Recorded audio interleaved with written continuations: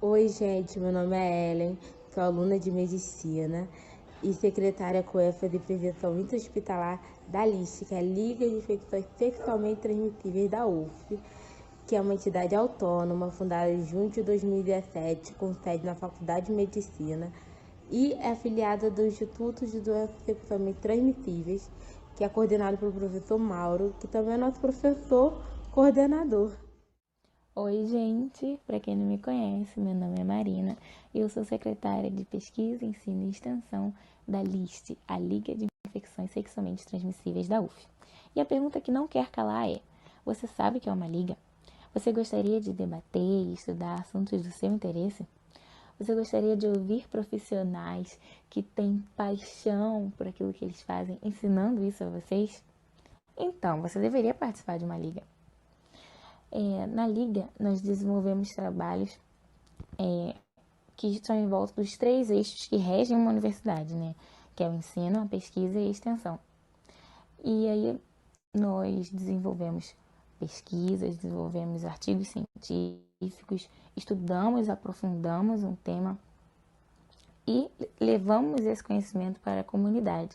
E essa seria a extensão do nosso ensino, da nossa pesquisa que foi ofertada. E olha só que curioso, a primeira liga fundada em 1920, tinha como tema, né, o combate à sífilis, que é uma infecção sexualmente transmissível. Coincidência? Acho que não. Você deveria entrar na lista. Eu sou Gabriela Dutra, vice-presidente da LIST, e vim falar sobre os ligantes. Os ligantes têm sido selecionados a partir do nosso simpósio que acontece anualmente. Eles podem ser alunos tanto do curso de graduação de enfermagem como da medicina da nossa universidade. Uma vez ligantes, eles podem participar das nossas atividades.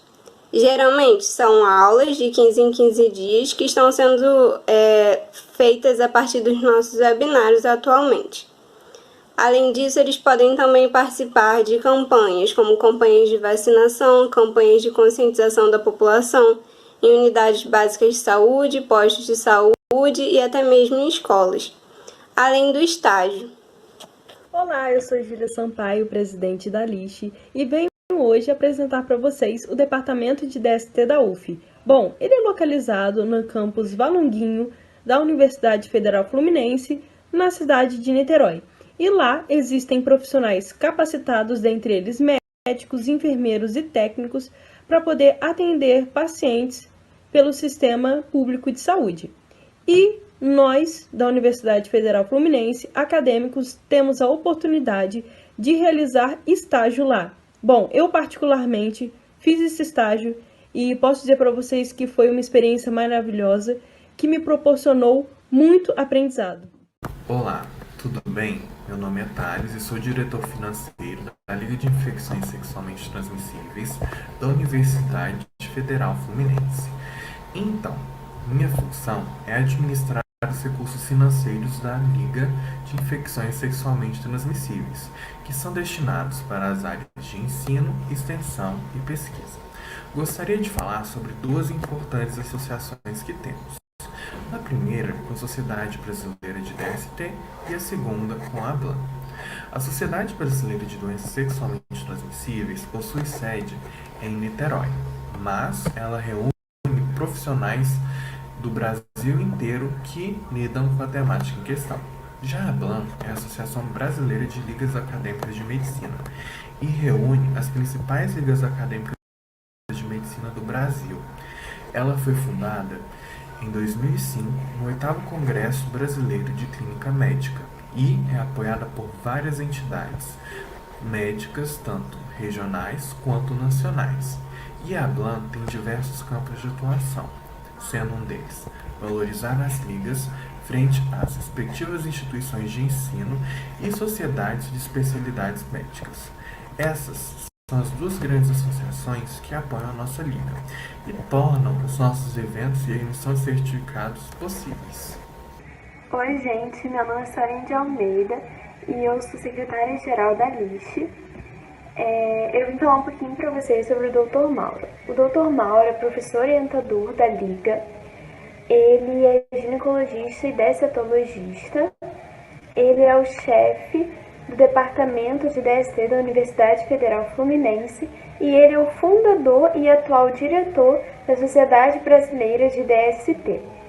As nossas atividades são voltadas para além do público acadêmico, tentando alcançar o maior número de pessoas possíveis com as informações sobre as DSTs. Espero que vocês gostem. Olá, meu nome é Tainá Malta e eu sou a secretária com ênfase em mídia, arte, divulgação e tecnologia. Não se esqueçam de seguir a gente nas redes sociais. Se inscrevam no nosso canal oficial do YouTube, Liga Acadêmica de ST List UF. Se mantenham atualizados com todos os eventos no nosso site oficial do Wix, listuf2017.wixsite.com/listuf. Curtam a nossa página do Facebook, LIST, Liga de Infecções Sexualmente Transmissíveis. E para ficar por dentro de todas as novidades, sigam a gente no Instagram, list.uf.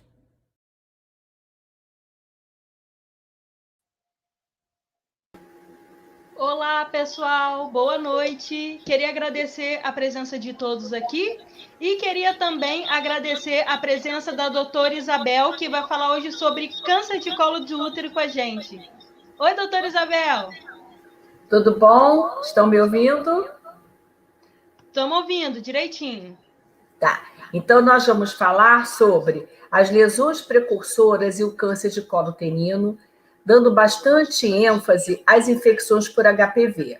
Qualquer coisa, se o som não estiver bom, Júlia, você me avisa, tá bom? Tudo bem. Pode falar, Thales. E eu gostaria de lembrar que a professora e doutora Isabel, ela tem um currículo mega foda. E para quem não me conhece, né, tá vendo essa pessoa aqui, cara nova na lista, eu sou o novo diretor financeiro da Liga. Mas então, a doutora Isabel, ela é professora adjunta de ginecologia da UF, mestre e doutora em medicina pela UFRJ, com área de concentração em ginecologia. Ela tem título de especialista pela Federação Brasileira das Sociedades de Ginecologia e Obstetrícia, e ela é membro da International Society for the Study of Vaginal Diseases, que em português é Sociedade Internacional pelo Estudo de Doenças Vulvovaginosas. Ou seja, o currículo da doutora Isabel quase não coube na nossa arte, resumindo. Exatamente. Maravilhosa. Vocês são ótimos. E para completar, eu sou a vice-presidente da Regional do Rio de Janeiro da Sociedade Brasileira de Doenças Sexualmente Transmissíveis, que a gente fala agora infecções de transmissão sexual, mas a sociedade é de DST. Então, ainda tem isso. Depois Obrigada. Então, vamos lá, vocês são Fique ótimos. À vontade, doutora. Vocês é que estimulam a gente. Vamos falar, então, um pouquinho sobre as lesões precursoras e o câncer de colo uterino. Bem, para vocês terem uma ideia, no mundo são diagnosticados cerca de 500 mil casos novos de câncer de colo uterino. A incidência é 2 vezes maior em países menos desenvolvidos. É o segundo tipo de câncer mais comum nas mulheres. São cerca de 230 mil óbitos por ano. E a média de sobrevida em 5 anos, ela varia muito. Por exemplo, em países mais desenvolvidos, ela chega quase a 70%. Mas em países em desenvolvimento, essa sobrevida é menor e a média mundial, então, acaba sendo em torno de 49%. As estimativas do INCA de 2018, e são as últimas que nós temos, que quando a gente vai para o ano de 2019, e o ano de 2020 foi muito prejudicado por causa da pandemia, mas esses valores, eles não mudam muito, infelizmente, ano após ano.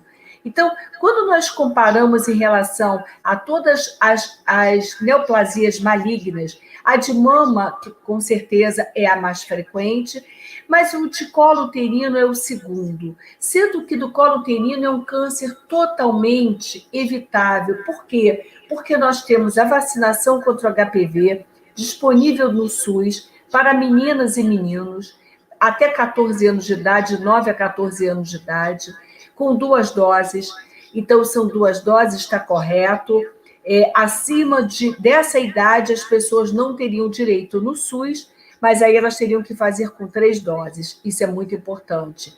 E agora nós conseguimos a extensão dessa vacinação para mulheres imunossuprimidas, para mulheres oncológicas e para tanto homens e mulheres HIV positivos até 45 anos, porque era até 26 anos, mas aí agora, este mês, nós conseguimos, através de um trabalho nosso, através de um trabalho de doutorado realizado aí na nossa universidade, uma aluna nossa de doutorado fez esse trabalho com mulheres imunossuprimidas e observaram que o tempo médio de transplante no Brasil, a idade média de transplante no Brasil é em torno dos 30 a 32 anos. Então, essa mulher, ela quando vai para o transplante, ela não é imunossuprimida, mas quando ela é transplantada, ela entra num grau de imunossupressão e, às vezes, ela tinha ali o HPV quietinho, o HPV que nós chamamos na fase de latência viral, e ela, depois da imunossupressão, ela passa a desenvolver a lesão precursora ou até mesmo o câncer, não só do colo uterino, como da vulva e da vagina. Então, nós conseguimos, através dessa publicação, dessa tese, um ofício, uma nota técnica, e agora, a partir deste mês, já está incluído pelo Ministério da Saúde a extensão dessa vacina para 45 anos de idade, gratuitamente no SUS, para mulheres e homens HIV positivos, para mulheres transplantadas e para pacientes oncológicos. Então, isso é um ganho, e hoje em dia, essa ex-aluna é uma atual professora também da nossa universidade, e vocês da UF terão aula com ela quando tiverem a disciplina de ginecologia, a professora Carolina. Então, voltando à questão do câncer de colo uterino, são em torno de 18 mil casos novos diagnosticados no estado. Na capital, por capital, nós temos em torno de 5 mil casos, e a questão de óbitos também vai entre 4 e 5 mil no Brasil, óbitos ano por conta de câncer de colo uterino. E quais seriam os fatores de risco para a aquisição do câncer do colo uterino? Seria, por exemplo, a primeira relação sexual em idade muito jovem, meninas antes dos 16 anos de idade. E por que isso? Porque ela fica mais exposta à infecção viral. E o que acontece?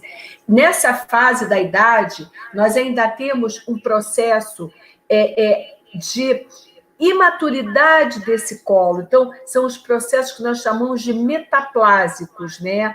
Então, essas meninas, elas têm uma tendência ainda a terem esse processo de maturidade cervical, e com isso é um sítio ideal para que o HPV se desenvolva.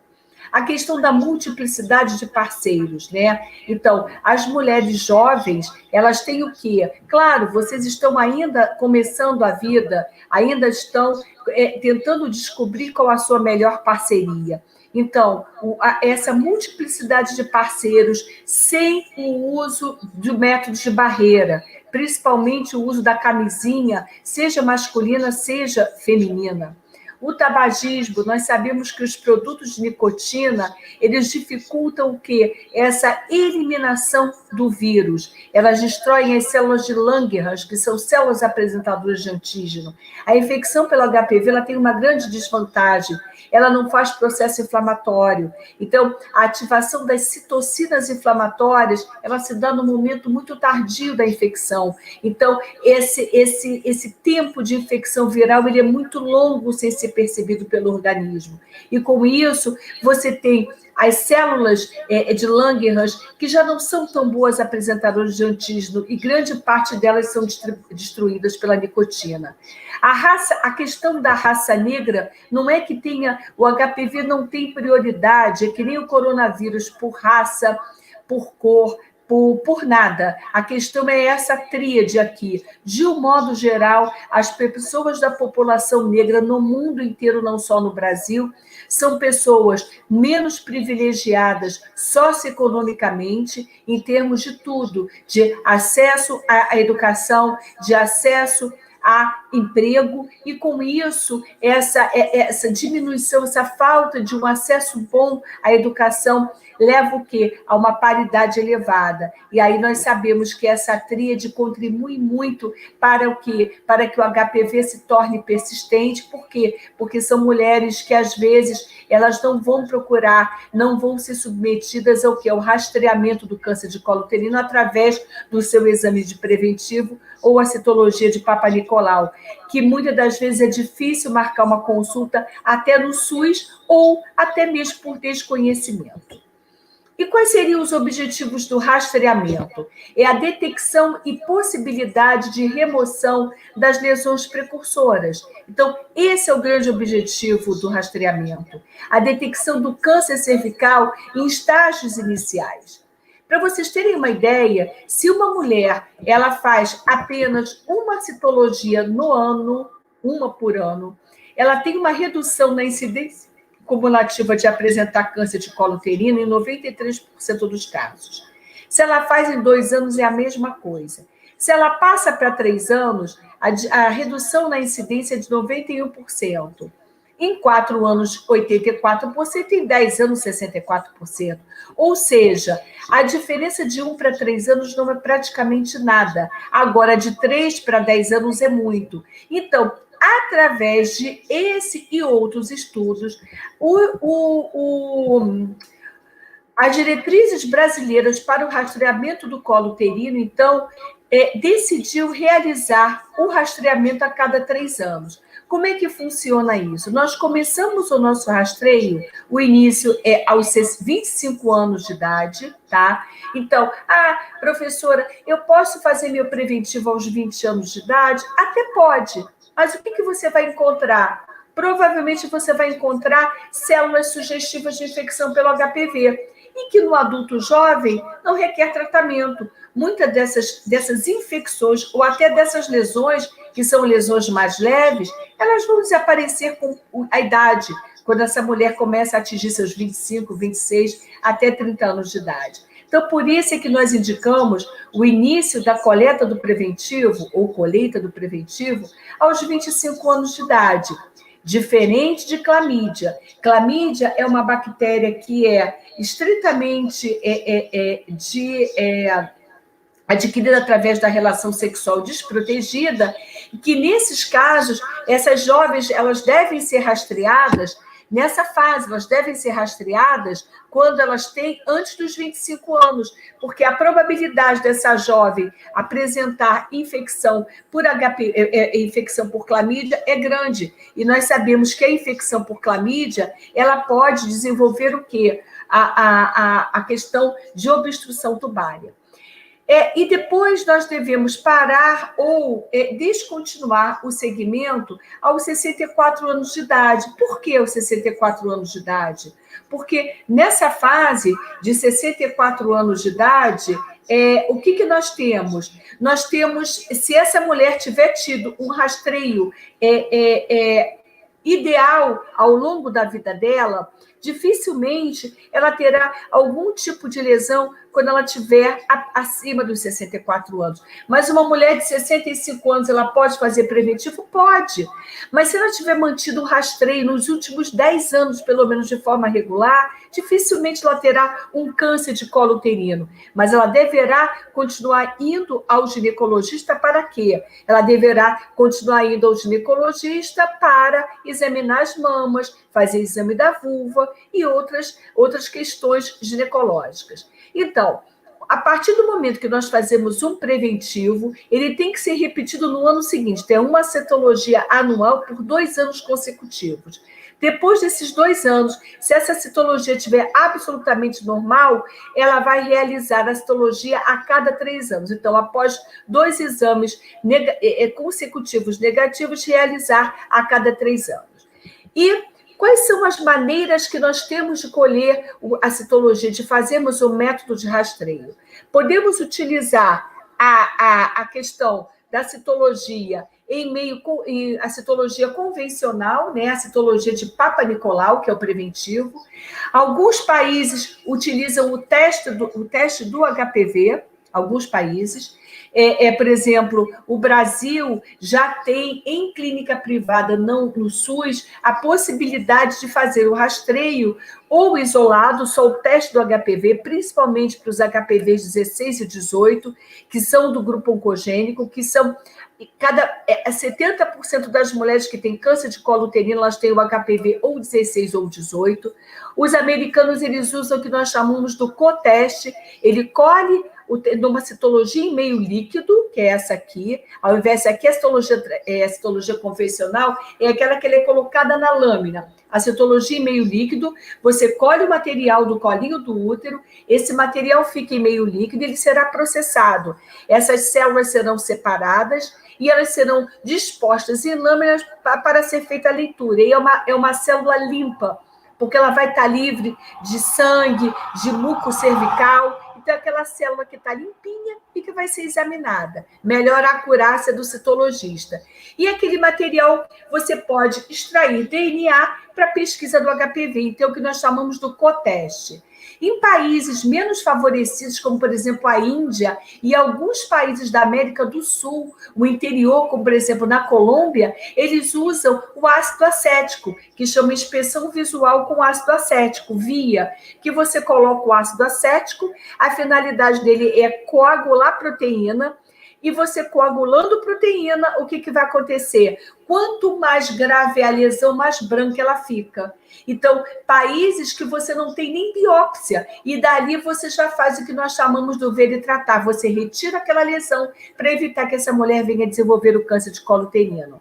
E a inspeção visual com o Lugol, que é o teste de Schiller, com iodo. Aquelas áreas que não coram, elas podem ser sugestivas de uma lesão de alto grau, tá? De uma lesão pré-neoplásica. Agora, lembrar que o epitélio glandular, ele também não se cora pelo iodo e ele é normal, porque ele não tem vacúolos de glicogênio. E um epitélio escamoso, que é aquele que reveste o colinho do útero normal, ele é rico em vacúolos de glicogênio. Então, o Glugol, o Schiller vai aderir e ele vai ficar marrom. Então, quando nós temos uma citologia alterada, essa mulher é submetida ao exame ao espéculo, a gente coloca o bico de pato, é realizado um examezinho chamado colposcopia para tentar identificar lesão, e na presença de lesão, nós fazemos a biópsia, que seria a histologia. Chamamos isso de tripé clássico. Então, que resultados nós poderíamos ter desse resultado de citologia? Nós poderíamos ter uma lesão de baixo grau, tá? Que é a classificação citológica, nós temos a classificação citológica brasileira, mas ela é muito baseada na classificação citológica americana, que nós chamamos de sistema Bethesda. Então, a lesão de baixo grau. Quando nós fazemos uma biópsia dessa lesão de baixo grau, aí nós teremos a histopatologia, que é a classificação de Richard. Então, a lesão de baixo grau, de um modo geral, corresponde a uma neoplasia intraepitelial cervical grau 1 ou MIC 1. Isso aqui simplesmente denota o efeito citopático da infecção pelo HPV, aonde nós teremos coilócitos, aonde nós teremos a discariose e a disceratose. Os coilócitos é aquela cavitação que nós temos em volta do núcleo, coilos de buraco em volta do núcleo. E discariose seria de alteração nuclear. Podemos ter como resultado uma lesão de alto grau e que nós realizarmos a biópsia, o resultado será NIC2 ou NIC3. Essas são as verdadeiras lesões precursoras do câncer do colo uterino. Essas são as lesões que, se não tratarmos, poderão evoluir para o câncer de colo uterino. Poderemos ter como resultado um ASCII-US, que são células atípicas escamosas de significado indeterminado. O ASC-H, que são células escamosas onde você não pode afastar a lesão de alto grau, e o AGC, que seriam atipias de células glandulares. Essa situação, o ASC-US, não nos preocupa muito, nós encaramos como se fosse uma lesãozinha de baixo grau. Acho que nos preocupa para continuar a investigação seria o ASC-H, o AGC e a lesão de alto grau. Então, quando nós temos uma histologia revelando NIC1, o que nós identificamos? Nós identificamos apenas o terço inferior do epitélio vai estar comprometido. Quando os 2/3 do epitélio escamoso está comprometido, é a NIC2, e a NIC3 quando toda a espessura do epitélio está comprometido. Quando, por um acaso, nós temos uma invasão da membrana basal, nós temos o que chamamos do câncer do colo uterino. Ele para de respeitar aquela membrana e aí teremos o câncer francamente invasor. Então, quais são as condutas diante daquelas alterações citológicas? Quando nós temos uma citologia sugestiva de asque-us e de lesão de baixo grau, nós repetimos o preventivo em 6 meses. Quando, por um acaso, essa citologia nos revela lesão de alto grau, células escamosas, células escamosas atípicas, aonde você não pode afastar o alto grau, esse H é do inglês de high, ou células glandulares, AGC, que aqui a gente também separa em AGC, que favorece a neoplasia, e AGC, que provavelmente é não neoplásica. Mas, de qualquer forma, o AGC, seja ela favorecendo ou não, essa mulher é encaminhada para a colposcopia. Então, aqui nós vamos simplificar. Um caso 1. Essa jovem, ela colheu a citologia dela, e o que nós vemos aqui? Aqui nós temos uma célula superficial, e eu posso dizer que essa paciente está no MENAC, que ela é uma jovem, que ela não está na menopausa, porque isso aqui é uma célula madura, isso aqui não é célula de menopausa, isso aqui é uma célula que sofreu o efeito estrogênico. Células superficiais, elas têm um núcleo picnótico, elas têm muito citoplasma. E aqui nós temos o quê? Umas outras células que também descamaram, mas são células que vocês observem, elas não estão conseguindo amadurecer muito bem, elas já estão sofrendo alguma coisa nesse núcleo. Aqui nós temos uma binucleação, são 2 núcleos. Aqui a gente tem uma coilocitose, esse halo branco em volta do núcleo, aqui é o citoplasma. Então, é uma citologia sugestiva de lesão de baixo grau. Então, qual é a conduta? Se é o meu primeiro exame, essa mulher, ela faz o quê? Repete em 6 meses. Repetiu em 6 meses o preventivo, continuou acusando lesão de baixo grau. Ela tem que ir para a colposcopia. Se eu faço uma colposcopia, como nesse caso, e eu identifico lesão, aqui eu tenho o quê? Um epitélio, aqui isso aqui tudo é o orifício de glândula, isso aqui tudo é o epitélio que está dentro do canal cervical, porque isso aqui é o colo uterino. Aqui nós temos o epitélio escamoso, aqui dentro a gente tem o epitélio glandular. A junção dos 2 epitélios é chamada de junção escamo-colunar, tá? Isso é chamado de JEC também. Então, aqui nós temos, quando colocamos o ácido acético ficou branquinho, porque o ácido acético vai coagular proteína. Então, aqui nós temos o que nós chamamos uma lesão de baixo grau colposcópica. Eu fiz a biópsia deu NIC1, eu tive uma concordância entre citologia e colposcopia, eu posso seguir essa mulher. Eu não necessariamente preciso tratar, porque as lesões de baixo grau, elas tendem a serem eliminadas em até 2 anos. E, normalmente, a gente indica um tratamento depois de 2 anos, se ela não sumir. Ou se a paciente desejar ser tratada antes dos 2 anos. Agora, eu tenho uma segunda situação, onde eu tenho uma paciente jovem, mas que ela está com muita célula profunda. Isso aqui é célula basal, célula parabasal, ela tem estrogênio. Por que essa célula não está amadurecendo? Porque ela sofreu uma integração do HPV do tipo oncogênico. Ele se integrou ao genoma da célula do hospedeiro, fez essa célula, ela imortalizou essa célula, virou um queratinócito, ela não vale mais nada, então ela descama como célula profunda. Olha como é que esses núcleos estão muito escuros, eles estão muito o quê? Discarióticos. Então, são células profundas com uma discariose severa, uma lesão de alto grau.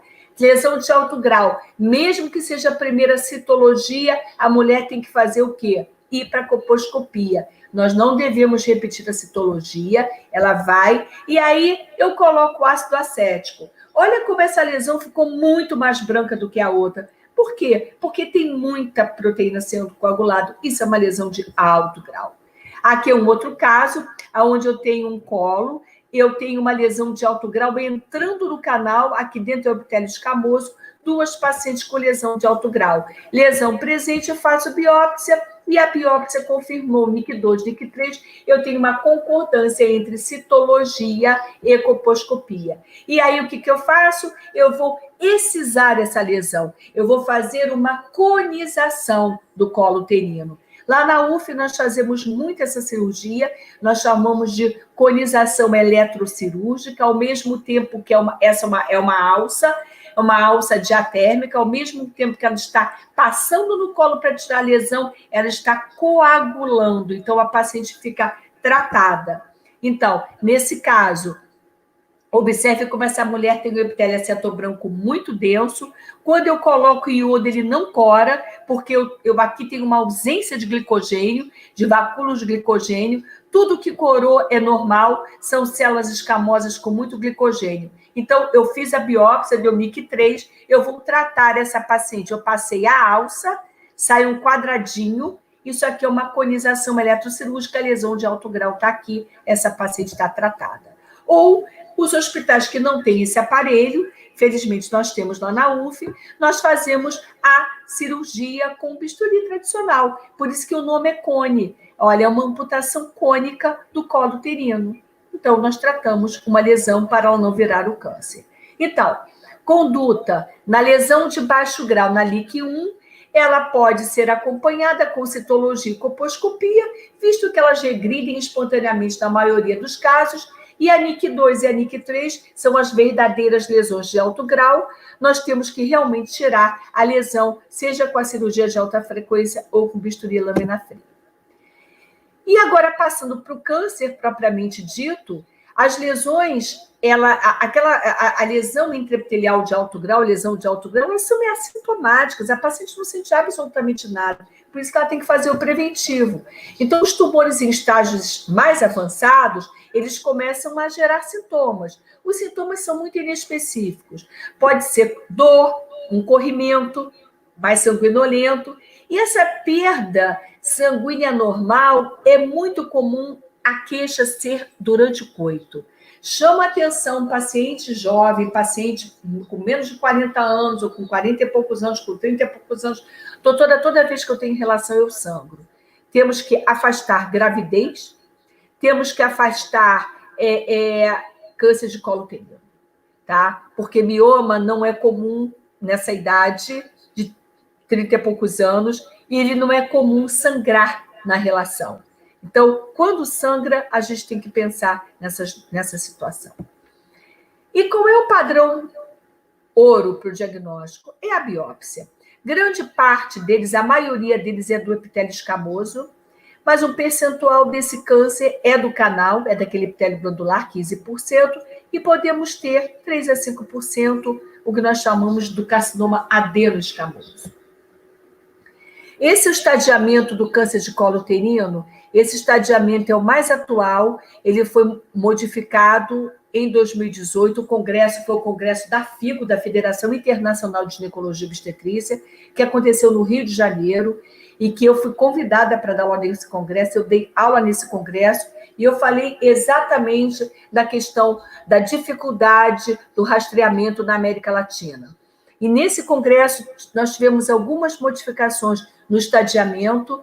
Isso aqui, para vocês agora, é uma parte mais complicada, mais pesada, e vocês vão ter isso, alunos de outras universidades, e principalmente das nossas, porque aí eu que dou essa aula para vocês, eu dou essa aula no 8º período para vocês, e depois faço uma revisão no internato. Mas, com certeza, colegas de outras universidades também têm essa aula com esse estadiamento. Então, isso é uma coisa muito profunda, eu acho que não vem ao caso para a nossa live.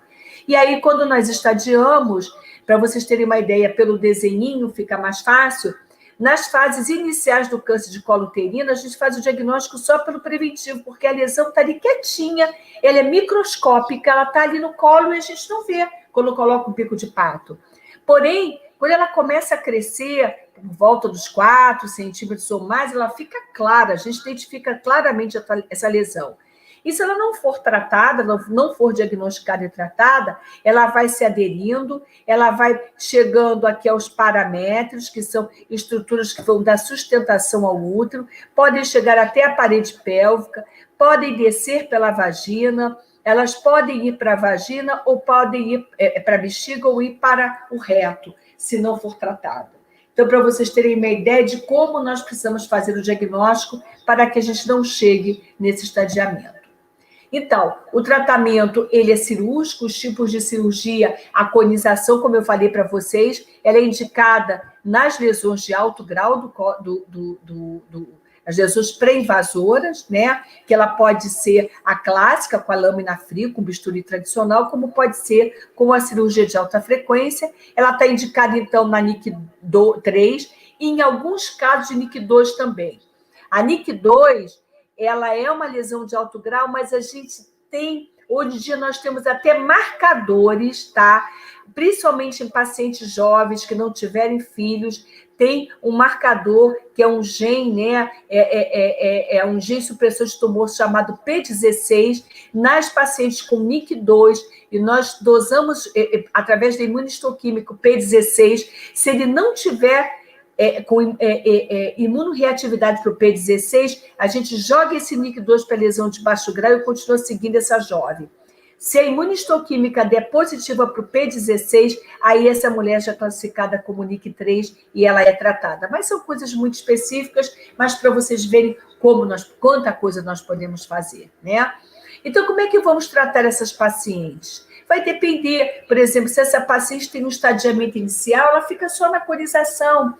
Agora, dependendo se você já tem parametro envolvido, se você já tem parede pélvica, como eu mostrei naqueles slides, você tem que ir aumentando a tua dificuldade de cirurgia, o teu grau de cirurgia, em retiradas do útero, em retiradas da trompa, dos ovários, dos linfonodos pélvicos, do terço superior da vagina. Tudo isso vai ser de acordo com o estadiamento. Se nós vamos fazer quimioterapia antes da cirurgia, se vai ser, que é o que nós chamamos de neoadjuvante, se nós vamos fazer a quimioterapia depois, a radioterapia, se ela vai ser a tele, que é a parte externa, ou a braque, que ela é dentro da vagina, tudo isso vai depender do estadiamento, né? Então, isso aqui é para mostrar para vocês, olha só como é que é o útero. Aqui nós temos as trompas, os ovários, e aqui é um corte sagital, para vocês verem como é que é a vagina cortadinha. Então, se eu tenho um tumor que ele vem para cá, e ele vem, pega o paramétrio, que é um dos elementos que vão sustentar o útero para que ele não caia, para que não tenha o prolapso, por isso que a gente tem o úterozinho no lugar, mesmo nós andando, a gente anda de pé, nós somos bípedes, não cai por isso, é uma das estruturas, elementos de sustentação, mas se o tumor está vindo para cá, não adianta eu tirar o útero que eu vou deixar o tumor aqui. Aí essa paciente vai se beneficiar com o tratamento de quimioterapia e radioterapia. Porém, se eu tenho um tumor pequenininho, que ele não está vindo aqui para os paramétros, nem para a parede pélvica, eu posso excisar esse útero, né? Eu retiro o útero, eu retiro o corpo uterino, eu retiro as trompas, retiro o ovário, retiro esse terço superior da vagina, que está mais próximo ao colo, para você não ter doença depois residual ou recorrente, ou evolução para um câncer de vagina, que pode acontecer, e faço também o quê? A retirada da linfadenectomia, dos linfonodos pélvicos. Tudo isso é através do quê? Do estadiamento. E aqui nós chamamos de cirurgia de Vertime Meigs, ou esterectomia tipo 3, ou esterectomia radical. Então, isso tudo é o tratamento do câncer de colo uterino, né? Então, essa é uma peça final de uma paciente que, por exemplo, ela tinha o tumor que não pegava aquele ligamento paramétrio. Então, a gente conseguiu tirar todo o útero, esse aqui é o útero já aberto, né? Os ovários, as trompas, e aqui é aquela porção superior da vagina e o colinho do útero. E os linfonodos foram retirados e avaliados, tá? Vantagens e desvantagens do tratamento cirúrgico, né? No tratamento cirúrgico, a gente pode deixar pelo menos um ovário na paciente jovem, ela não precisa entrar na menopausa hormonal, ela vai entrar na menopausa porque não vai menstruar mais, mas a parte hormonal, deixando um ovário, fica mantido. Por que a gente pode deixar? Porque o câncer de colo uterino, ele não dá metástase para ovário, né? O câncer de colo uterino, ele quando dá metástase, ele é para intestino, para bexiga, que são por contiguidade ou à distância. Aí já vai pegar pulmão e tudo mais. Então, a gente pode deixar um ovário. A questão quando você faz um tratamento radioterápico, você vai ter a questão da cistite actínica, da retite actínica, que são complicações do tratamento da radioterapia, né? Então, a questão de você tirar um pouquinho da vagina na cirurgia, é que a vagina é um órgão muito elástico. Então, com a volta da atividade sexual dessa mulher, ela vai alongando novamente essa vagina. Então, por isso que a gente tende sempre, em pacientes jovens, quando podemos fazermos o tratamento cirúrgico. As complicações que podem ocorrer, né? A formação de fístula, isso por causa da cirurgia, o sangramento, a atonia vesical, porque a gente mexe em estruturas, em todos aqueles linfonodos pélvicos. Então, é uma cirurgia que a gente costuma dizer que não é para amador, né? A cirurgia com riscos, mas que ela é necessária. Então, eu já falei da quimioterapia e tudo mais. Então, eu encerrei a aula e eu gostaria agora de abrir, vou parar de compartilhar a minha tela, e eu gostaria de dividir a gente entrar agora em cima para as perguntas. Doutora Isabel, deixa eu te contar uma coisa. Eu me apaixonei por você quando eu vi você dando essa aula pela primeira vez. Agora eu não sei mais o que eu vou fazer, porque o nível de paixonite está explodindo. Que nada. Muito bom, doutora Isabel. Porque anotei tudo. É muita informação, né? Em pouco tempo. Não, sim, mas deu para pegar assim, eu achei que foi bem resumido, né? O principal você passou porque se a gente entrar em coisas muito profundas, que são vários níveis de alunos, né? Muitos não deram ainda nem ginecologia, ou não deram ainda a parte de oncologia, vocês mesmo não deram oncologia, mas vocês vão ter essa aula comigo lá. Então vou me apaixonar pela terceira vez, aí meu coração... Aí a gente vai explicar direitinho como é que é a cirurgia, tudo direitinho. Tá bom, doutora Isabel, muito obrigada. Julinha vai acabar fazendo a parte da oncologia ginecológica. Ai, nossa, eu não sei, eu sou apaixonada por tantas áreas. Olha, IST, patologia cervical, patologia vulvar, que eu já tive a oportunidade de acompanhar a senhora. Ai, é muito legal. É muito legal. E as perguntas já está tendo no chat? Olha, a primeira pergunta já está aqui. HPVs não oncogênicos também podem levar a alterações no citopatológico e resultados desse exame semelhantes aos oncogênicos? Tá, boa pergunta. Os HPVs, para vocês terem uma ideia, as lesões de baixo grau, tá? Aquelas NIC1, ela é boazinha, né? A gente já viu que a gente pode seguir, a gente não precisa tratar como NIC2. Mas para vocês terem uma ideia, de 100 lesões de NIC1, 85 delas são causadas pelos HPVs do tipo oncogênico. Não é pelo HPV não oncogênico. 15% apenas são causadas pelos HPVs oncogênicos. E aí, por que então a lesão é de baixo grau se o HPV é oncogênico? Porque, na verdade, existem os genes supressores de tumor. O HPV, quando ele entra dentro da gente, ele fica como um epissoma, ele fica ali quietinho, ele se finge de morto.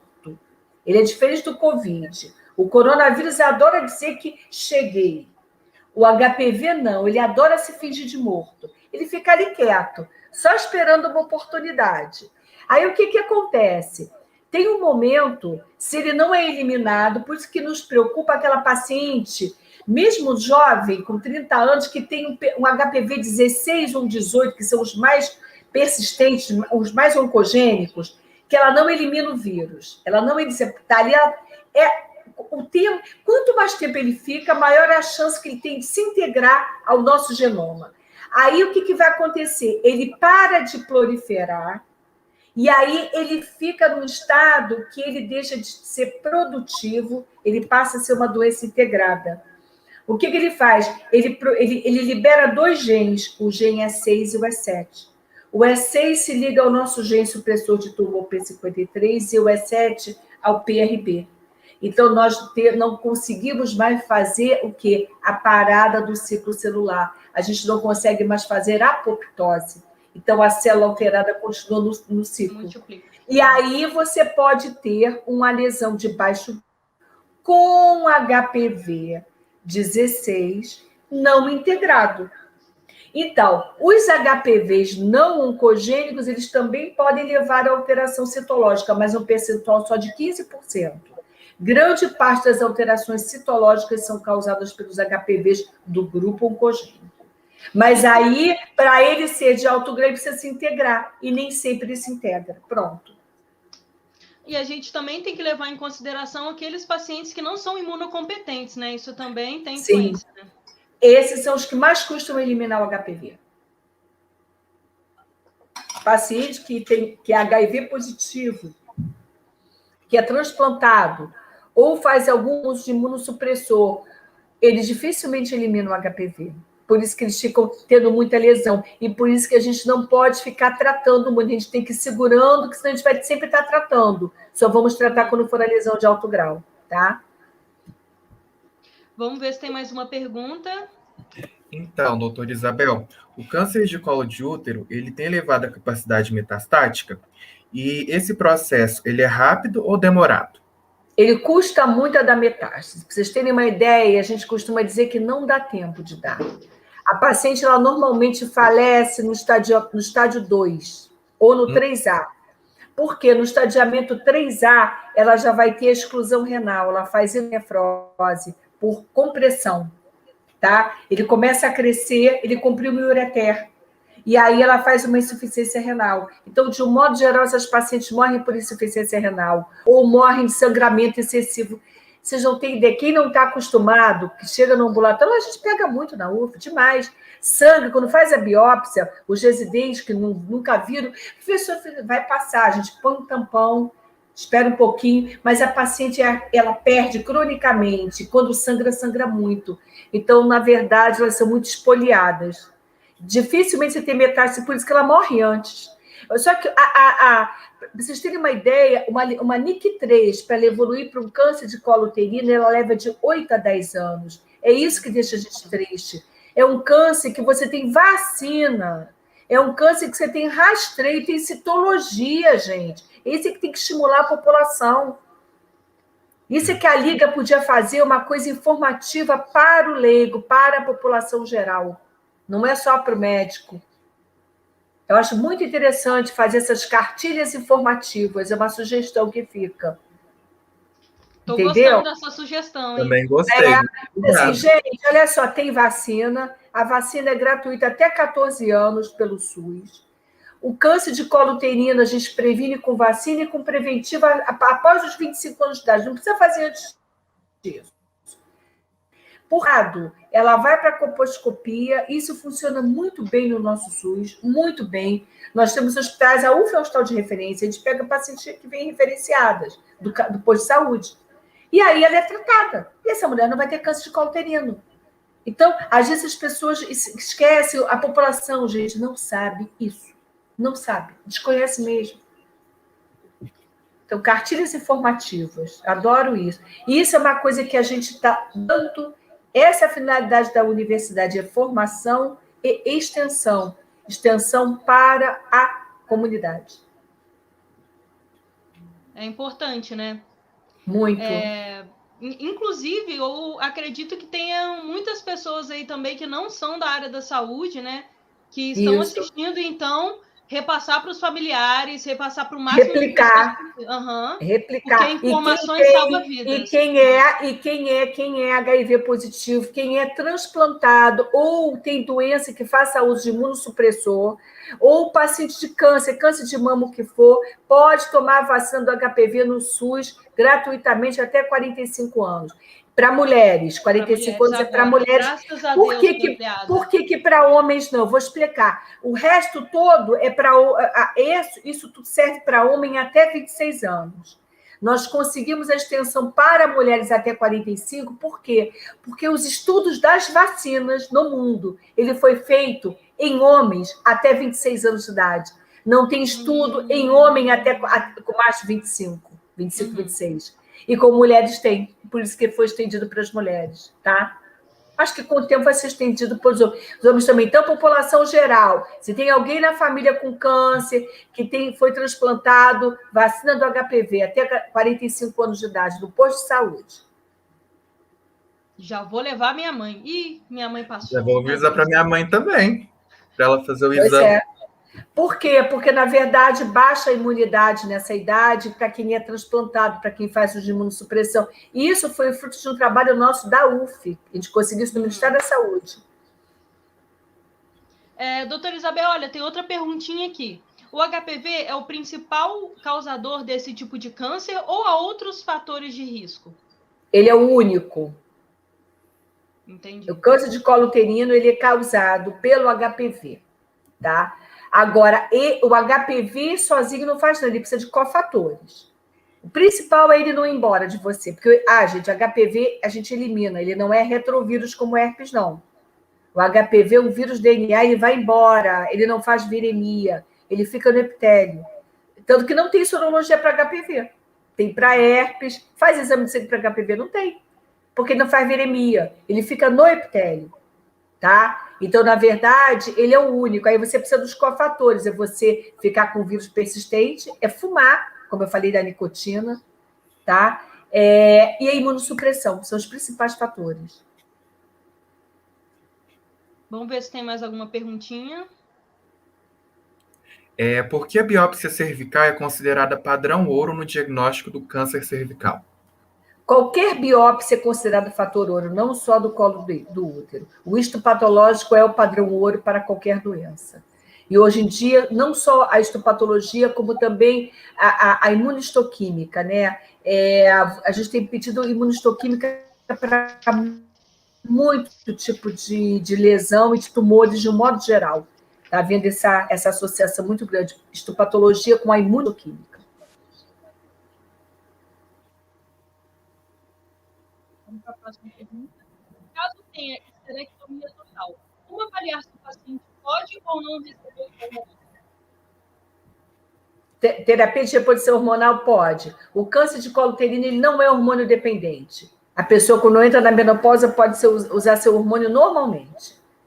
Tem essa vantagem.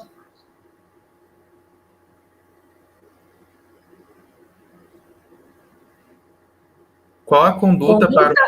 Ali, abaixo de 25 anos com NIC3. Primeiro que essa jovem não deveria ter sido rastreada, tá? Mas a partir do momento que foi rastreada, se ela não tem 25 anos, tá? Acima dos 25 a gente excisa a lesão. Se ela não tem 25 anos, é uma situação que nas nossas diretrizes está muito bem escrita, tá? Quem escreveu o capítulo de lesão de alto grau fui eu nas diretrizes. Eu encabecei um grupo de colegas do Brasil inteiro e fiquei responsável pelo alto grau e pelo segmento. Então, mulheres com menos de 25 anos com NIC3, a gente tem que ter uma conversa muito séria com elas. Ela vai precisar ser tratada, tá? Mas, em especial, fique claro isso, menores abaixo de 25 anos, você pode excisar a lesão, mas você também pode cauterizar essa lesão. Por quê? Porque o risco de invasão em jovens, de invasão da membrana basal, como eu mostrei para vocês. Porque quando a gente faz uma biópsia, gente, isso que tem que ficar claro. A biópsia, eu vi aquela lesão, que eu mostrei para vocês, fiz uma biópsia. A biópsia é um pedacinho da lesão. Como é que eu posso saber, garantir que toda ela é uma NIC3? Por isso é que quando eu faço a excisão da lesão com a corização, seja com bisturi ou com a alça, o patologista vai estudar toda a lesão. Ele vai me dizer, aquilo é tudo NIC3. Ou não, tem uma parte aqui que já tem invasão, que não é NIC3. Aí já é câncer, entenderam? Aí eu vou estadiar. Agora, numa jovem abaixo de 25 anos, a probabilidade dela ter uma invasão é muito pequena. É rara, é praticamente inexistente. Nessas situações, a gente poderia cauterizar e seguir muito de perto essa jovem. Mas isso é exceção. Aí, no caso, faria colposcopia ou não? Sim, faz a colposcopia, fez a biópsia, deu NIC3, você conversar com ela, se você tiver segurança de que você vai conseguir segui-la. Agora, se é aquela paciente que você não tem essa segurança na UF, eu tenho muito isso, eu tenho pacientes que me seguem o tempo que eu estou lá. Mas quando tem umas que você vê, essa aí não vai ser assídua, não. Eu vou perder esse segmento, aí tem que tirar a lesão. Então, tem que ter um compromisso muito grande. Doutora Isabel, desculpa, só para ampliar um pouquinho, essa pergunta, inclusive, foi minha. Coloquei ali na lista. Bom, é porque a gente sabe que as jovens abaixo dos 25 anos, elas têm, assim, uma grande chance, diria, de quase 100% dessa lesão regredir e ela eliminar o HPV, né? Sim. A menina abaixo dos 25 anos, com o NIC3 eu faço a colposcopia. E com o NIC1 e NIC2? Com o NIC1... Não, com o NIC3... Não, com o NIC3 você faz a colposcopia, mas você vai tratar. Isso.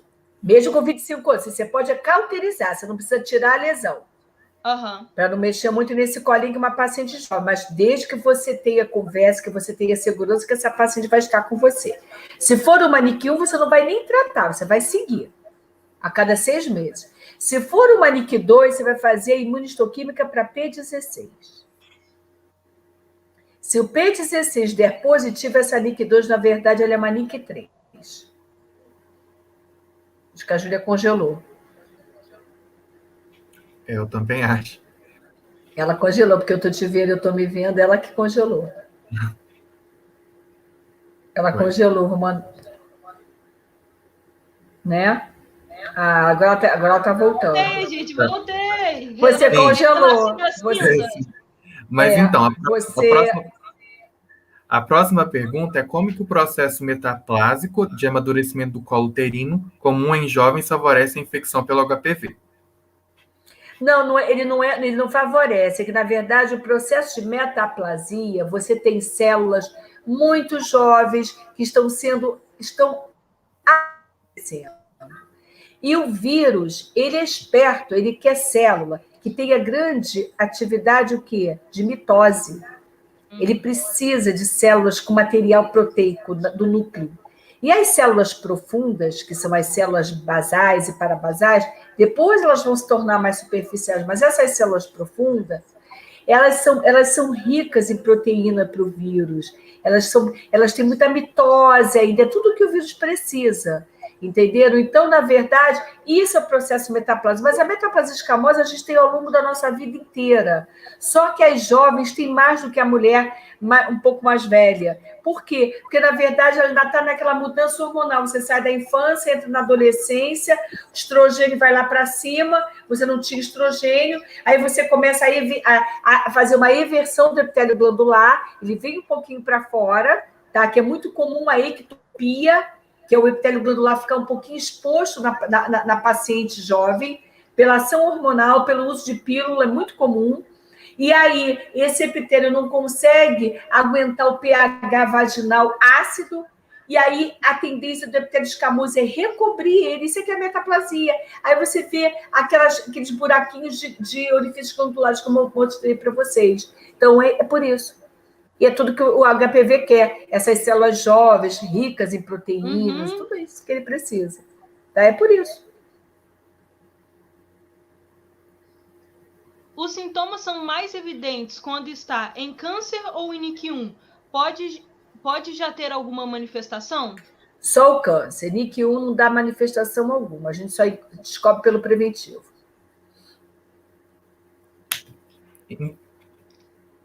grande parte das lesões se originam na JEC, correto? Por que o Sim. HPV tem maior atração por esse local? Porque a área que você tem da metaplasia, porque é justamente a junção do epitélio escamoso com o glandular. Ok. Pode explicar a relação entre pós-menopausa e falso positivo para HPV? Pós-menopausa e falso positivo. Eu não entendi o falso positivo para HPV. Falso positivo? Não consegui entender isso. Porque falso positivo para HPV é complexo, hein? Porque eu no acho caso que... do preventivo, tem um falso positivo. Porque o preventivo não vê o vírus, ele coloca alterações celulares sugestivas de infecção pelo HPV. E a mulher na pós-menopausa, ela pode ter, ela não eliminou o vírus, ou ela adquiriu o vírus através do parceiro atual. Por isso que essa questão é muito complicada. Às vezes o parceiro atual está com outra pessoa, às vezes ela está com outra pessoa. A gente que trabalha, que permeia essa parte das infecções de transmissão sexuais, é muito complicado. Então, a gente tem que ter muito cuidado em como a gente vai abordar isso com as pessoas. Porque uma mulher na pós-menopausa, ela poderia já estar com esse vírus há muito tempo, ter custado a eliminar. A pós-menopausa, ela é um fator de imunossupressão fisiológica.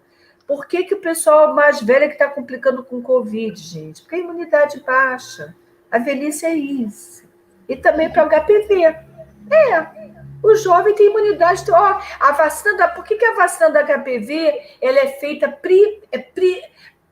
prioritariamente até 14 anos? Não é só no Brasil, no mundo inteiro. Por quê? Porque os trabalhos mostram, se você comparar uma menina que toma vacina com 9 anos e com 16 anos, a que tomou com 9 faz mais anticorpos do que a que tomou com 16. E a que tomou com 16 faz mais anticorpos do que a que tomou com 26. Então, a questão da imunidade está relacionada à idade. Sem contar que são vários subtipos do HPV, né? Então, aquela senhora, ela pode ter sido exposta apenas agora, na terceira idade, àquele subtipo, né? Pode. Ela pode estar com parceiro novo, ela pode tudo. Ele podia estar latente, agora ele se manifestou para imunossupressão própria da idade. Pergunta do Dr. Mauro. Como fazer o exame de marcadores P16? Eu não acredito que o Mauro esteja assistindo.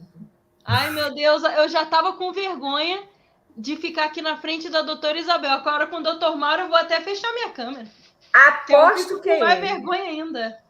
Aposto. Bom, como fazer o exame de marcador de P16? Pois é, o marcador de P16 é uma coisa, ele tá. É relativamente novo, né? Deve ter os trabalhos. Eles fecharam isso mais ou menos no ano passado, 2019, 2020.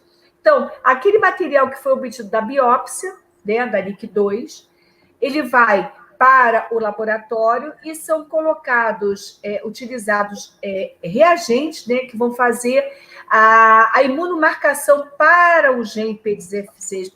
O que esse gene faz? Isso é um gene nosso, é um gene supressor de tumor. A gente costuma dizer, isso em termos de biologia molecular, que, na verdade, o que acontece? O P53 e o PRB, eles tentam segurar o HPV. Mas quando você tem integração viral, você tem o E6 do HPV, se junta ao P53 e o A7 ao PRB. E aí existe um outro gene supressor de tumor chamado P16. Ele começa a ficar super expresso na tentativa de fazer a parada desse ciclo celular. É por isso que ele fica super expresso. E ele não consegue fazer essa parada. Porque aí você já liberou o E2-alfa, que é o que estava ligado ao PRB. Aí é uma coisa muito complicada de biologia molecular, que teria que ter uma aula para mostrar para vocês, eu tenho uma aula só disso.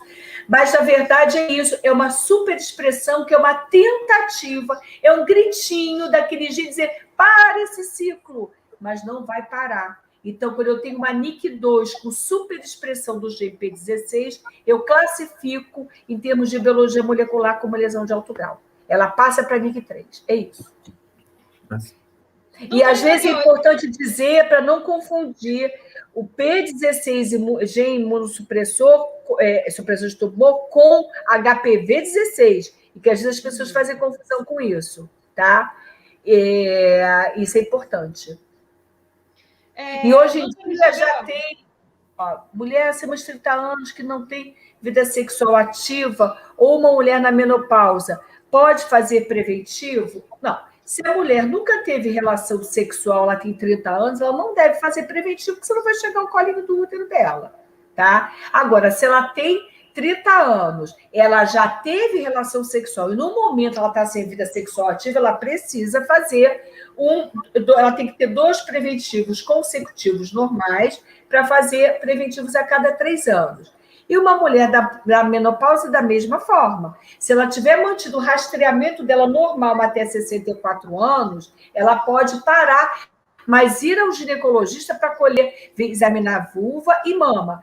Agora, ela tem o direito de querer fazer um preventivo e nós temos o direito de oferecer para ela se ela quiser. Porque uma coisa que está em diretriz como programa de saúde pública. Porque, pelo menos, se uma mulher tiver tido um rastreamento normal até os 64 anos, a chance dela ter câncer é muito pequena. Agora, se ela quiser, ela pode, ela tem esse direito. Ninguém está proibindo ninguém de nada. Mas é para deixar o porquê que isso está claro. Agora, uma mulher, eu fiz meu rastreamento normal a vida inteira, eu agora estou com 70 anos, eu estou na menopausa, não tem nem mais parceiro. Provavelmente ela não vai precisar fazer preventivo. Mas se ela quiser, a gente pode ir.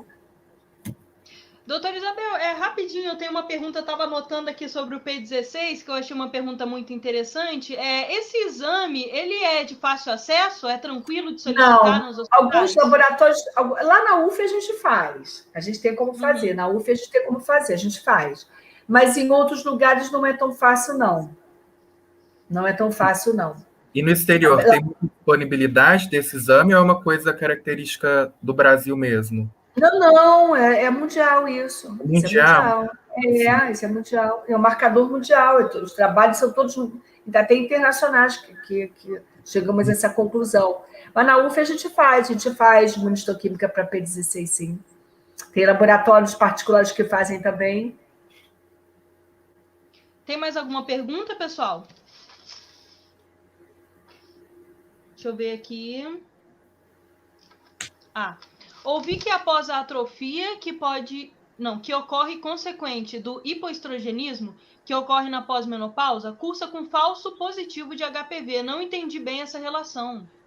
Não é, não. O que acontece é o seguinte: a paciente na pós-menopausa, quando ela está com atrofia, que ela não estiver fazendo terapia hormonal, e ela faz um preventivo, e esse preventivo é escrito ascos, células escamosas atípicas de significado indeterminado.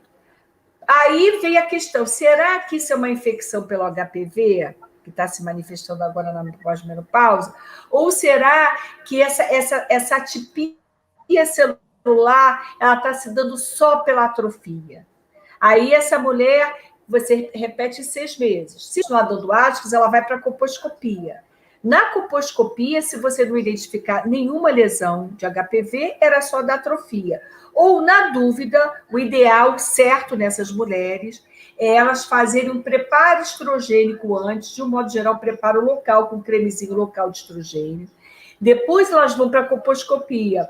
Porque se for o ascos pela atrofia, ele não vai dar mais nada, e a coposcopia vai dar normal. Agora, se esse ascos, você tratou a atrofia, se você identificar a lesão, aí é pelo HPV, por isso, acho que a pessoa que perguntou queria saber isso, é por isso. Mais alguma pergunta? O câncer de colo uterino ocupa o útero todo? Ele é do colo uterino, seria em estádios mais avançados, ele vai subindo, mas ele não chega aí para o corpo muito, não. Ele vai, colo, aí ele vai para a vagina, vai para os paramétros, para os ligamentos, como eu falei, intestino, por contiguidade. Porque o câncer de endométrio, esse é dependente de hormônio, esse é no corpo uterino, que ele não tem nada a ver com HPV. É outro tipo de câncer.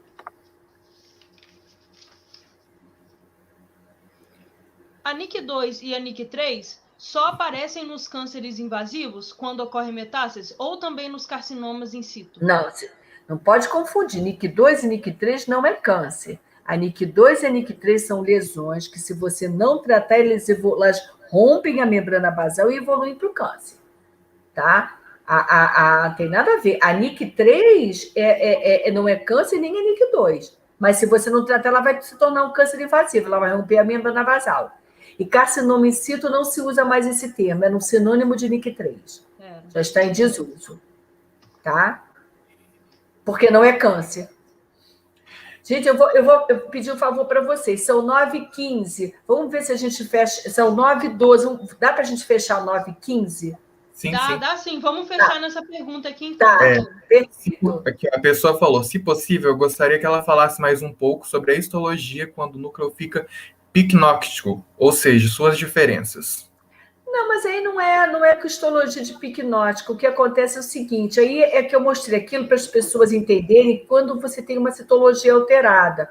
O núcleo, ele é fisiologicamente das células escamosas, as células superficiais, que são aquelas que estão descamando, que estão sob uma forte ação estrogênica, porque a célula basal, todos nós temos célula basal, todas as mulheres, basal é aquela que tem um núcleo grande, pouco citoplasma, ali no colinho do útero, todos é escamoso. Aí, conforme a gente tem o estrogênio, aquela célula basal, ela vai se diferenciando, ela vai amadurecendo, ela se torna parabasal, intermediária e superficial. Quando ela chega à célula superficial, o núcleo fica muito pequenininho, que é o núcleo picnótico. Isso é normal. Tá? A mulher na menopausa, se ela não estiver fazendo hormônio, quando a gente faz o preventivo, a gente só vai ver célula basal descamando. Você vai ver a célula com núcleo pequenininho e núcleo muito grande e pouco citoplasma. Então, não precisa nem me dizer a idade da paciente. Se eu colho uma citologia... A Júlia viu isso, a gente faz muita citologia a fresco lá no nosso ambulatório. Se eu colho material da vagina, se a Júlia colher o material e botar no microscópio para mim, eu te digo se essa mulher está no menac ou se ela está na menopausa. Só por aí, não precisa nem me dizer a idade, igual essa mulher está na menopausa e não está fazendo uso de hormônio. Essa mulher está no menac. Porque aí eu vejo a célula que descama, entenderam? Agora, dentro dessas células normais, se você tiver uma ação do HPV, aí sim, a célula não consegue chegar à célula madura. Então, numa NIC2 ou numa NIC... Vamos fixar em NIC3. Numa NIC3, eu vou ter células descamando de uma idade, por exemplo, a Julinha, que é nova, com célula profunda, com um núcleo muito alterado, que é a discariose, porque a célula, ela imortalizou, ela virou um queratinócito. Ela não tem mais a capacidade de crescer, se diferenciar até chegar à célula superficial. Ela vai morrer como célula profunda alterada. Ela perdeu a identidade. Sim. Enfim, essa foi a nossa última... assim, ó. O doutor Mauro deu os parabéns pela palestra. Não vale porque ele é meu amigo. Sim, mas aqui, eu gostaria de deixar registrado toda a minha gratidão por você, doutora Isabel, por ter nos proporcionado esse webinário maravilhoso, que foi cheio de informações assim, super importantes. Muita informação, né? Muita informação. Não, mas foi de modo importante. E, assim, e ainda mais foi com uma didática única, assim, que eu acredito que tenha sido acessível a muitas e muitas pessoas. Que ótimo, muito bom. Eu posso dizer o mesmo, doutora Isabel. Foi, assim, show de bola. Muito obrigada. Sim, foi muito bom. Obrigada, Gigi. É um prazer para mim estar com vocês. Os jovens estimulam a gente. Já eu vou até deixar a cirurgia plástica para virar gineco, viu? É assim que começa. A Julinha vai virar gineco por causa de um congresso do Dr. Mauro, um HPV em Rio, que eu fui dar aula, no final ela veio me fazer uma pergunta, ela falou assim, professora, será que eu poderia fazer estágio com a senhora? Aí eu falei assim, você estuda onde? Ela falou assim, na UFA, lógico, eu não sabia que ela era da UFA, e ali começou, e ela ficou comigo, e assim vai, porque você faz... É apaixonante isso, eu gosto muito, o professor Mauro também adora, e agora eu vou pedir a vocês, essa questão da população. Vamos bolar uma cartilhazinha pela Liga, de informações um palavreado muito fácil para as pessoas. A gente tem que chegar à população, as pessoas, gente, elas não sabem. É verdade. Elas ignoram isso. Isso tem de graça no SUS a vacina, de graça para quem é imunossuprimido até 45 anos, para o paciente oncológico, paciente de câncer de mama pode tomar vacina do HPV. Tem HPV até na mama, tem HPV em orofaringe, papilomatose juvenil, HPV. Entendeu? É tanta coisa que a gente pode ajudar e falar do preventivo, falar para fazer seu preventivo, e não deixar para lá, pegar o seu resultado. A Júlia ficou com a gente, a Júlia está com a gente numa aluna nossa que defendeu tese de mestrado agora, aluna nossa da UF, a Julinha já estamos trabalhando no artigo, e vai ser do curso, da monografia de conclusão de curso da Júlia, essa questão da coleta, da citologia da GEC, a ausência de GEC, enfim. Representatividade de Diftéria escamoso. Diftéria escamoso. Grande parte dessas mulheres não voltaram para pegar seu preventivo, e elas não tiveram o preventivo. Quando a gente colhe, a gente tem que ter 2 tipos de célula. Isso que é importante, mensagem para vocês. Tem que ter células da GEC, ou seja, do epitélio escamoso e do glandular. Se eu tenho só do escamoso, se eu falei que a grande parte das lesões elas nascem na GEC, eu não sei se essa paciente tem lesão lá dentro. Grande parte dessas mulheres não voltaram para pegar seu preventivo. Número 1. Aí, vamos fazer busca ativa. Foi a tese da Dani. Vamos ligar para as pacientes. Telefone vou dizer um número para vocês. De 700 e tantas pacientes, nós conseguimos contactar 76. Tá? Porque os telefones mudam. Qual foi o produto da nossa tese? Da dissertação da tese? Modificar o prontuário do Hospital Universitário, prontuário de identificação do Hospital Universitário Antônio Pedro. A gente agora está sugerindo, vai ser protocolado em POP. Chama POP, Protocolo de Organizar. Tem um nome, eu sei que é POP. E aí, é para botar rede social, porque quando você não sabia, quando você muda o teu celular, a tua rede social não muda. O Facebook, o Instagram, isso não muda. E todo mundo tem Facebook, todo mundo tem Instagram. Então, vamos nos comunicar assim. Senhora, pegar o seu resultado do exame, manda um recadinho lá no Facebook para a pessoa. Então, é modificar. Aí, pior, algumas voltaram. E quando voltaram, o colega não viu que ela só tinha elemento escamoso, não tinha glandular, não colheram o outro preventivo. Então, olha quanta coisa o preventivo informa. Olha quanta coisa a gente tem que fazer. Então, é colocar e informar a população que tem que fazer, que tem que pegar o seu resultado.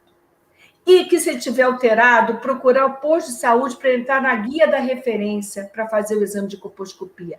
Vacina do HPV para as crianças, meninos e meninas, e para os imunocomprometidos, seja transplante, câncer, o que for, mulheres até 45 anos. Vou fazer um trabalho desse pela Liga de extensão para a população. Vamos. Está marcado, então, hein, doutora Isabel? Eu ajudo vocês. Doutor Mauro, o professor Mauro, com certeza, adora esse tipo de trabalho. O olho dele está até brilhando, estou até vendo já. Eu conheço, adora. E aí a gente vai fazer uma sugestão, tá bom? Vamos ajudar as pessoas, tirar as pessoas das trevas. Essa é a nossa função como médicos, educadores e profissionais de área de saúde, não só médico, enfermagem, auxiliar técnico, todo mundo que trabalha com a área de saúde. Que aí na pandemia a gente viu quem que fica, gente, a área de saúde. Ninguém vive com doença, ficamos nós. Nessa confusão toda, não é isso?